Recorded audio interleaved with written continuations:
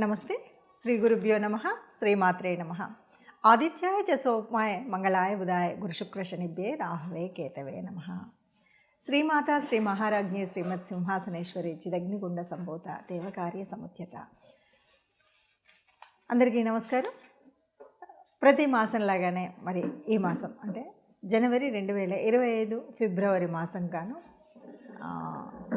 మాస ఫలితాలు ఎలా ఉన్నాయి, ఇందులో ఉద్యోగ, వ్యాపార, వివాహ, విద్య, సంతాన విషయాల్లో ఎవరు ఏ రకమైనటువంటి ఇబ్బందులు ఉన్నాయి, యోగించే గ్రహాలు ఏంటి, యోగించినవి ఏమి అనేటువంటివి తెలుసుకోవడం కోసం చేస్తున్నటువంటి ప్రయత్నంలో ఈ వీడియోలో ఇందులో మనకి ముందుగా ఈ మాసంలో మనం చెప్పుకునేటప్పుడు చాలామందికి అంటే ఎప్పుడు చూస్తున్నటువంటి వింటున్నటువంటి ఒక కామెంట్ కానీ లేకపోతే అందరూ అంటున్నటువంటి మాట ఏంటంటే, మీరంతా చెప్తారు కానీ చెప్పిన దాంట్లో మాకు కొంతవరకే కలుస్తుంది అనేటువంటి మాట చాలా వరకు చాలామంది చెప్పారు.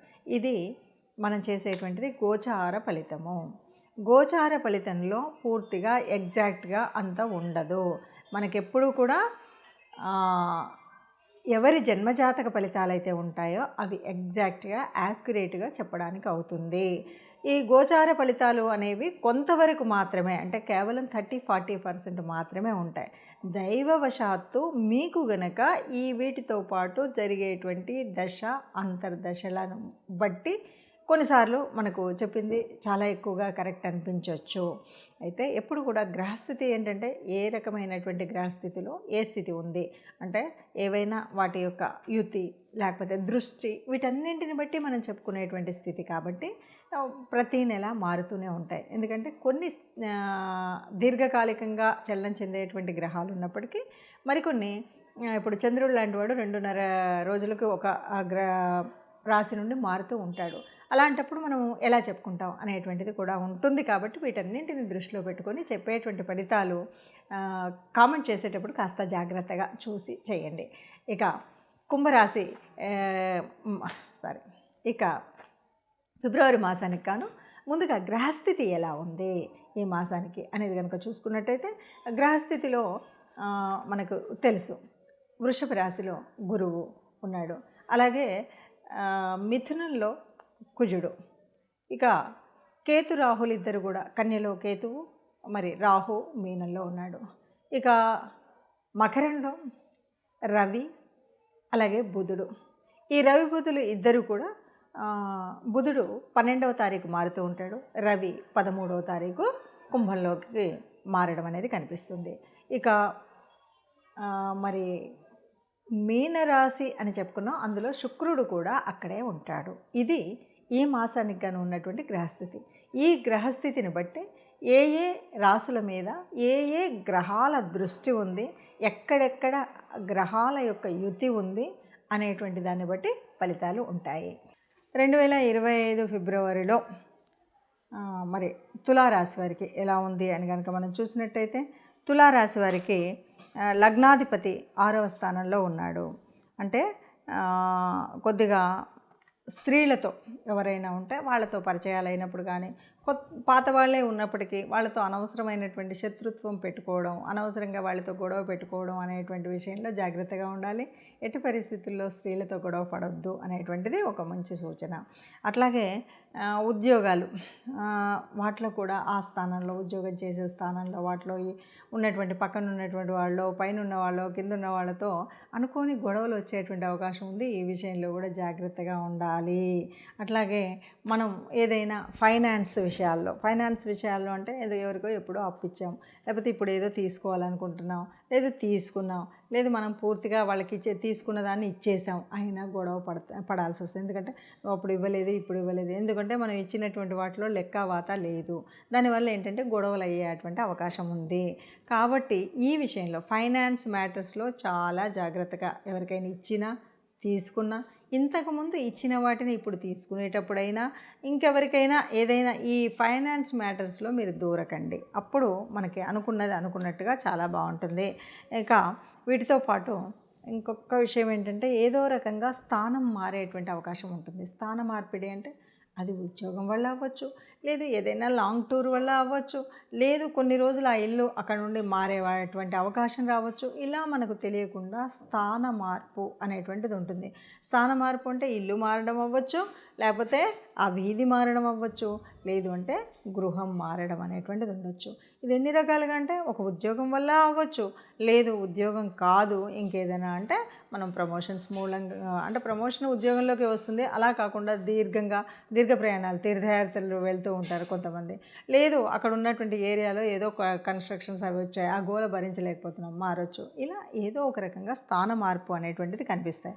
ఇక రుణాల విషయాలు కనుక వచ్చినట్టయితే ఆర్థికంగా ఎవరికైనా ఏదైనా పెట్టుబడులు పెట్టడం కోసం కానీ లేదైనా అవసరాలకు కానీ కనుక చూసినట్టయితే బ్యాంకుల కోసమో ఏదైనా రుణాల కోసం ప్రయత్నం చేసినట్టయితే రుణాలు చక్కగా లభించేటువంటి అవకాశం ఉంది. అంటే ఎవరైనా ఏదైనా కట్టుకోవాలి, ఇంకేదో కొనుక్కోవాలి అనుకున్నప్పుడు రుణ ప్రయత్నం చేయాలి అంటే బ్యాంకులకు వాటికి అప్లికేషన్స్ పెట్టుకోవాలి అనుకుంటే ఈ సమయం చాలా అనుకూలమైనటువంటి సమయం. ఈ సమయంలో మీరు రుణాల కోసం ప్రయత్నం చేసినట్టయితే తప్పకుండా లభిస్తాయి. ఇక 12లో కేతు ఉన్నాడు. మరి 12లో కేతు ఉన్నాడు అంటే మీరు ఏదైనా ఇన్వెస్ట్ చేయాలి, కొత్త దాంట్లో ఇన్వెస్ట్ చేద్దాం అనుకుంటున్నారు. రకరకాలుగా అవి షేర్స్ అవ్వచ్చు, భూములు అవ్వచ్చు, ఇంకేమన్నా అవ్వచ్చు, ఏదో ఒక రకం బంగారం అవ్వచ్చు. ఈ ఇన్వెస్ట్మెంట్ చేసేటప్పుడు మాత్రం చాలా జాగ్రత్తగా చేయాలి చేసేటప్పుడు. అట్లాగే ఉద్యోగం చేసేటువంటి వారికి ఉద్యోగం అయితే ఉంటుంది, కానీ స్ట్రెస్ చాలా ఉంటుంది. చాలా విపరీతమైన పని ఒత్తిడి అవ్వచ్చు, ఏదో రకంగా ఆ పని చేయడం వల్ల ఇప్పుడు నిద్రలేమి వల్ల కావచ్చు, ఏదో రకంగా ఆరోగ్య సమస్యలు వచ్చేటువంటిది ఉంటుంది. ఒత్తిడి చాలా ఎక్కువగా ఉంటుంది. ఈ విషయంలో మీకు మీరుగా సమయపాలనని సరి చేసుకొని ఒక ప్రణాళిక వేసుకొని ఈ ఒత్తిడిని తట్టుకునే వరకు మీరే దాన్ని సెట్ చేసుకోవాలి. ఇక వివాహ విషయానికి వస్తే ఈ సమయంలో వివాహాలు కుదరకపోవడమే మంచిదని చెప్పచ్చు. కుదిరేటువంటి అవకాశం కూడా లేదు. అందుకని ఎవరైనా వివాహం ఈ రాశి వాళ్ళు వివాహం కోసం ప్రయత్నించే వాళ్ళు 2 నెలలు ఆగి చేయండి. ఇప్పుడు ఆ వివాహ ప్రయత్నాన్ని చేయకపోవడమే మంచిది. అంటే చక్కటి సంబంధం కుదిరే అవకాశాలు తక్కువగా ఉన్నాయి కాబట్టి పోస్ట్పోన్ చేయడం అనేటువంటి చాలా మంచిది. అట్లాగే ఇప్పుడు కొత్తగా మనకు వచ్చేటువంటి ఒక ప్లస్ ఏంటి అంటే చాలామంది కొత్త స్నేహితులు పరిచయం అయ్యడం, కొత్త వాళ్ళు పరిచయం అవ్వడం, స్నేహితులుగా మారడము ఇలాంటివి జరిగేటువంటి అవకాశం ఉంది. అంటే సంఘంలో మనం సమాజంలో కలిసేటువంటి అవకాశం, ఏదో ఒక రకంగా కొత్త వ్యక్తుల పరిచయాలు అయితే జరుగుతాయి. ఇక పెళ్లి విషయంలోకి వస్తే మాత్రం చాలా జాగ్రత్తగా ఉండాలి. ఈ విషయంలో చూడకుండా ఉండడమే మంచిది. ఒకవేళ ఇప్పటికే చూశారు ఏదో ఆగి ఉంది అంటే అసలు ముందుకు జరగడమే చాలా కష్టంగా ఉంటుంది. ఎప్పుడో వచ్చి చూశారు మళ్ళీ వస్తామన్నారు అంటూ ఉంటారు కదా, అస్సలు ముందుకు జరగడం అనేటువంటిది ఉండదు. ఇంకొక 2 నెలలు వెళితే తప్ప ఈ విషయంలో సరిపోయినటువంటి మార్పు అనేటువంటిది మనకు కనబడదు. ఇక ఏది ఎట్లా ఉన్నా గ్రహాల అనుకూలత ఉండాలి కాబట్టి నవగ్రహ మండపానికి వెళ్ళడం, అలాగే ఇష్టదేవత ఆరాధన చేయడం, తోచిన దానం ధర్మం చేయడం అనేటువంటిది ముఖ్యంగా గుర్తుపెట్టుకున్నట్టయితే హాయిగా ఈ మాసం అంతా సంతోషంగా ఉంటుందని చెప్పచ్చు. ఇప్పటి వరకు ఉన్నటువంటి గ్రహస్థితిని చూసాం కదా. ఎప్పుడూ కూడా గ్రహాలు మనకు అంటే కదులుతూనే ఉంటాయి. ఈ గ్రహాల మూలంగా గ్రహాల యొక్క కదలిక వల్ల కొన్నిసార్లు కొన్ని గ్రహాలు ఒకే చోట ఉండడం, గ్రహాల దృష్టి ఉండడం, అష్టమ శని, అర్ధాష్టమ శని, ఏళ్ళనాటి శని ఇలాంటి వాటివన్నీ ప్రభావాలు ఉండడం, వీటన్నింటితో పాటు మనం ఉన్నటువంటి రాశిని బట్టి యోగకారకమైనటువంటి గ్రహాలు, యోగించని గ్రహాలు ఇలా మనం అన్నీ చెప్పుకుంటూ వెళ్తూ ఉంటాం. దీని మూలంగా కొన్ని రకాలైనటువంటి ఇబ్బందులు, కష్టాలు, సుఖాలు, జీవితం అంటేనే కష్ట సుఖాలని చెప్తూ ఉంటాం. కానీ ఈ రాశిలో మీరు చెప్పారు ఇలాగే ఉండాలి అంటే మనం చెప్పేటువంటిది కాదు. వీటన్నిటికీ కూడా మనకేంటంటే కర్మ సిద్ధాంతాన్ని నమ్మేటువంటి వాళ్ళం, పూర్వజన్మ సుకృతము ఉంటుంది. దీనివల్ల మనకేంటంటే మనం పుట్టినప్పుడే మన యొక్క జాతకంలో జన్మకుండలిలో కొన్ని గ్రహాలు చక్కగా ఏ స్థానాల్లో ఉండాలో అక్కడ ఉంటాయి. అయితే ఇలా ఉన్నప్పటికీ కూడా మారుతున్నటువంటి ఈ గ్రహాల యొక్క స్థితిగతులను బట్టి కొన్ని మార్పులు జీవితంలో ఏ నెలకన్నా ఏ వారానికి ఆ వారం చూసుకుంటూ వస్తూ ఉంటాం. ఇలా ఉన్నప్పుడు ఎలా ఉన్నప్పటికీ కూడా మనకు మంచి జరగాలి అనేటువంటిది కదా మన యొక్క ఆశ. అందువల్ల మనందరం మంచిగా ఉండాలి అనడం కోసమే ముందు జాగ్రత్తగా ఈ విషయాలు తెలుసుకుంటాం. ఏదైనా దీనివల్ల కొద్దిగా కీడుంది, దీనివల్ల ఇలాంటి జాగ్రత్తలు తీసుకోండి అని ఏవైతే చెప్తున్నామో వాటిని తూచా తప్పకుండా పాటించినట్టయితే బాగుంటుంది. ఇది కాదు ఎగ్జాక్ట్గా నా జీవితకాలం యొక్క తెలుసుకోవాలి అంటే జన్మకుండలి తప్పనిసరిగా వేయించుకోవాలి. మీకు తెలిసిన మీ దగ్గరలో ఉన్నటువంటి ఎవరైనా జ్యోతిష్యుల దగ్గరికి వెళ్ళి పూర్తి జన్మకుండలిని వేయించుకొని పూర్తిగా దానికి సంబంధించిన విషయాల్లో మీరు తెలుసుకోవడం అనేటువంటిది మంచిది. అలా కాకుండా ఇలా కేవలము గ్రహస్థితిని బట్టి మారుతున్నటువంటి వాటిలో అంటే ఈ కోటాను కోట్ల మందిలో ఒక 30% వరకే మనకు దీని యొక్క రిజల్ట్ మనం చెప్తున్నట్టుగా ఉంటుంది.